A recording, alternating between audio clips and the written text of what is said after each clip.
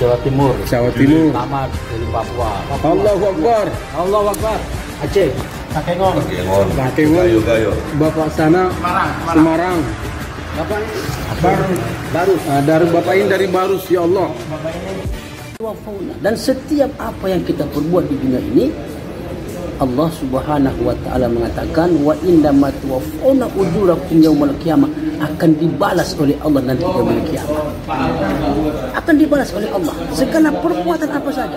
Akhirnya nanti ini kita mati dalam dakwah, berjuang dengan harta dan diri sampai nanti Allah meminta kepada kita yaitu harta dan diri kita, bahkan nyawa sekalipun mesti siap kita untuk serahkan kepada Allah Subhanahu wa taala. Takbir.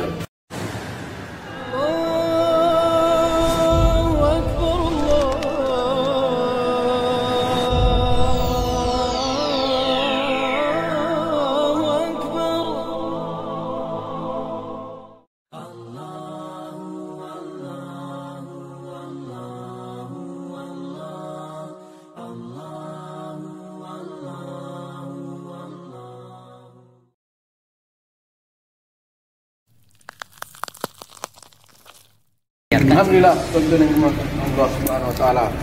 Bapak ini jauh-jauh dari Gunung Sitoli datang ke Kapteng ini hanya untuk dakwah ilallah. Bapak ini memang asli dari Pulau Nias. Bapak sana dari Jawa Timur, Pak. Jawa Tengah. Oh, Jawa Tengah, Solo aslinya. Dan saya sendiri asli pesisir Sibolga Nauli. Bapak ini dari Jawa Timur. Jawa Timur. Tamat dari Papua. Allahu Akbar. Allahu Akbar. Aceh. Takengon. Takengon. Bapak sana Semarang. Bapak Barus. Dari Bapak ini dari Barus, ya Allah. Oh, Bapak sana dari Medan. Taksel. Jadi kegiatan di sini apa, Pak? Dari lengkap lah. Agama ini lah agama ini, tuan-tuan. Agama ini beginilah, ya.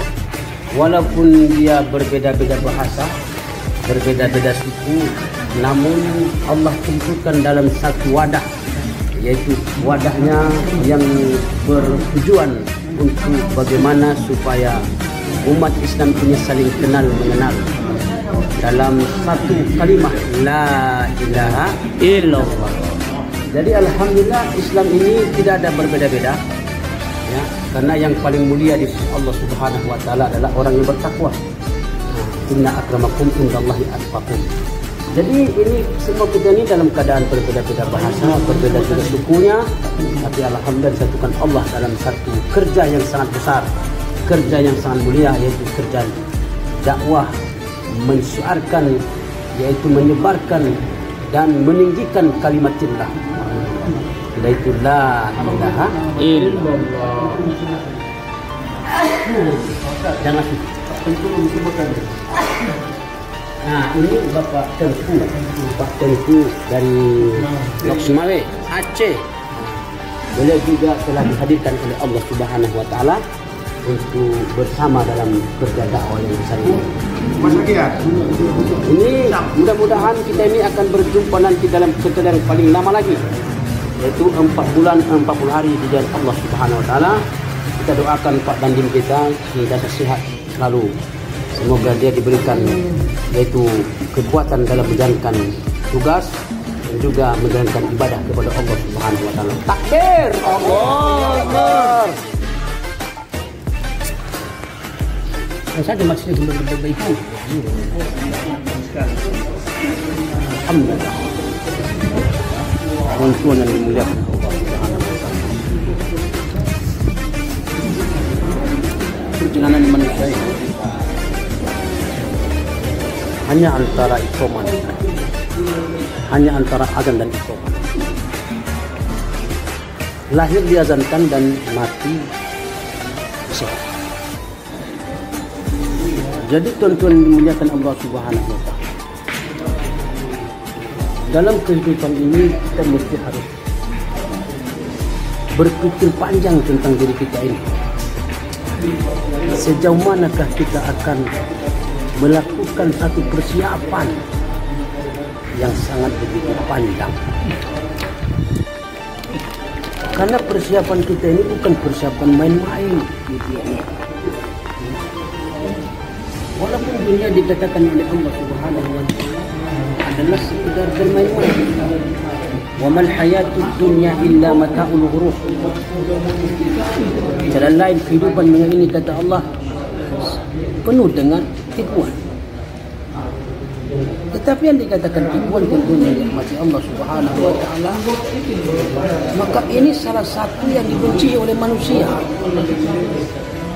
Karena apabila manusia sudah tertipu, maka dia menjadi pengalaman besar dalam kehidupannya. Namanya tertipu. Nah, kita pun hari ini sedang ditipu. Karena tempat kita tinggal ini adalah tempat tipuan. Jadi alangkah jeleknya, alangkah tidak sadarnya manusia dikala sudah dikatakan oleh Allah satu tempat tipuan, tapi kita masih mencintainya, kita masih menyenanginya, kita masih bergaul, bahkan kita berusaha untuk mendapatkan yang si penipu ini. Padahal yang pasti kata anak ulama kita adalah kematian. Dan kematian ini sampai hari ini sesuatu dan yang pasti, dan yang pasti itu sampai sekarang ini tidak pernah kita hiraukan. Bahkan tidak pernah kita jadikan sesuatu yang akan menjadikan diri kita takut, menjadikan diri kita adalah semangat kepada yang pasti. Hari ini di kala mana satu orang yang memberikan kepastian kepada kita tentang dunia, maka kita hadirin yang mulia pasti akan berusaha untuk mendapatkannya daripada satu orang yang memastikan dunia terhadap kita. Dan ini yang memastikan kematian ini adalah Allah Subhanahu wa Ta'ala. Kullu nafsin za'iqatul maut wa innama tuwaffawna ujurakum yawmal qiyamah. Setiap yang bernyawa pasti masakan mati. Wa innama tuwaffawna, dan setiap apa yang kita perbuat di dunia ini, Allah Subhanahu wa Ta'ala mengatakan wa innama tuwaffawna ujurakum yaumal qiyamah, akan dibalas oleh Allah nanti yaumul qiyamah. Akan dibalas oleh Allah segala perbuatan apa saja. Wa innama tuwaffawna ujurakum yaumal qiyamah faman zuhziha 'anil nar. Dan siapa yang selamatkan dari neraka pada saat itu, wa udkhilal jannata faqad faz, dan masuk dalam surganya Allah Subhanahu wa Ta'ala, itulah orang yang mendapatkan kemenangan yang besar di sisi Allah Subhanahu wa Ta'ala. Jadi kita hadirin yang mulia hari ini meninggalkan istri, meninggalkan anak, belajar untuk dakwah, mempersiapkan iman. Karena mengapa? Tempat yang akan kita hadapi ini bukan tempat yang memang 1 hari, 2 hari, 3 hari, 60 tahun, 20 tahun, bukan. Tapi tempat yang kita hadapi ini tuan-tuan dimuliakan oleh Allah Subhanahu wa Ta'ala, tempat yang abadi selama-lamanya, abadan abadan. Nah, di sana tidak ada lagi kita butuhkan daripada persoalan-persoalan yang tadinya di dunia yang menakut-nakuti kita. Kalau tidak punya kendaraan, kita takut. Kalau tidak punya rumah, kita takut. Tidak punya istri, kita takut. Tidak punya anak, takut kita. Tidak punya harta. Benda-benda dunia ini kalau nggak ada sama kita, merasa terucilkan hidup kita. Terucilkan. Padahal tuan-tuan dirahmati Allah SWT, nanti di akhirat semua itu tidak kita perlukan. Kenapa? Di akhirat telah Allah sediakan kebahagiaan kalau seandainya kita mati dalam beriman. Maka Allah Subhanahu wa Ta'ala telah mengatakan dalam Al-Quran, sungguhnya orang-orang ahli surga, inna ashabal jannati yawma fi sururil fakihun. Mereka dalam surga itu, subhanallah, mereka duduk di atas dipan-dipan dan tempat-tempat air yang begitu tersusun indah, dan mereka duduk bersama istri-istri mereka. Jadi saudaraku, yang paling kita khawatirkan di dunia ini di saat Allah mengatakan wamtazul yawma ayyuhal muslimun, berpisahlah kamu hari ini hai orang-orang kafir dengan orang-orang beriman. Dipisahkan kita, Pak. Kalau seandainya kita punya istri yang beriman, maka kita akan suami-suami yang tidak beriman, maka ini akan dipisahkan oleh Allah. Kalau anak kita, anak seperti mana anak-anak Nuh, orang tua yang taat, ini akan dipisahkan oleh Allah. Semua yang tadinya di dunia tidak beriman, satunya beriman, ini akan dipisahkan oleh Allah Subhanahu wa taala. Tapi apabila tuan-tuan dirahmati Allah Subhanahu wa taala, jikalau kita sekeluarga beriman, maka Allah Subhanahu wa taala akan satukan nanti kita di yaumul kiamah. Mereka akan Allah berikan balasan-balasan yang sempurna, balasan-balasan yang indah dari Allah Subhanahu wa taala. Jadi tuan-tuan dirahmati Allah, Nabi sallallahu alaihi wasallam telah menyampaikan dunia ini memang milik kita. Ad-dunya khuliqat lakum. Dunia ini milik kita. Tapi dunia wa antum khuliqat fil akhirah. Yang namanya dunia ini milik kita. Silakan kita hendak mau mengapain, mau menjadikan dunia ini milik kita seluruhnya. Silakan. Ya. Mau merampas dunia ini dengan kekerasan, silakan. Mau kita ambil dunia ini dengan cara tipuan, silakan. Tapi kata Nabi, wa antum khuliqtum fil akhirah, dan kamu adalah milik akhirat. Suatu saat nanti akan kembali kepada kampung akhirat. Tuan-tuan dirahmati Allah, orang yang telah berhasil dalam perkara ini adalah sahabat Nabi. Sahabat radhiyallahu anhum ajma'in yang mana mereka telah mendustakan si penipu, yaitu dunia, dan mereka meyakini yang pasti itu kematian dan akhirat. Jadi saudaraku yang dimuliakan Allah Ta'ala, tidak ada jalan lain untuk meninggalkan dunia ini, kata alim ulama, untuk mengecilkan dunia ini kecuali kita harus hijrah. Ya, kata alim ulama, kalau seandainya telur di pelapak mata, ya, di pelapak mata kita ada telur, maka gajah yang tadinya besar, memiliki telinga yang besar, memiliki daripada hidungnya yang panjang, bahkan ada taringnya yang panjang, itu tidak akan nampak kalau mata tertutup dengan telur. Nah, kata alim ulama begitu juga. Selagi dunia ini sudah tertutup di pandangan kita, sudah besar di pandangan kita, akhirat yang tadinya besar tidak akan nampak. Lalu bagaimana kita untuk menjadikan akhirat besar dalam kehidupan kita? Maka kita geserlah ini telur tadi yang sedang menempel di pandangan kita. Geser sedikit aja.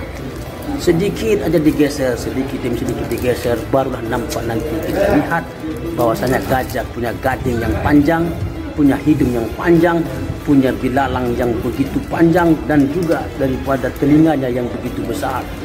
Nah, baru lama-lama geser sedikit-sedikit, bukan ditinggalkan, walaupun dunia pasti dia tinggalkan, tapi digeser sedikit aja untuk mengetahui betapa besarnya akhirat. Nah, dunia ini juga kita geser sedikit demi sedikit, geser sedikit-sedikit, geser, supaya kita ketahui betapa besarnya kampung akhirat, saudaraku. Jadi tuan-tuan dirahmati Allah SWT, 3 hari, 4 bulan, 40 hari ini hanya metode saja. Metode dalam menjalankan dakwah sebagaimana yang dibuat sahabat. Nanti akhirnya nanti ini kita mati dalam dakwah, berjuang dengan harta dan diri sampai nanti Allah meminta kepada kita itu harta dan diri kita, bahkan nyawa sekalipun mesti siap kita untuk serahkan kepada Allah Subhanahu wa taala. Takbir, Allahu Akbar. Usah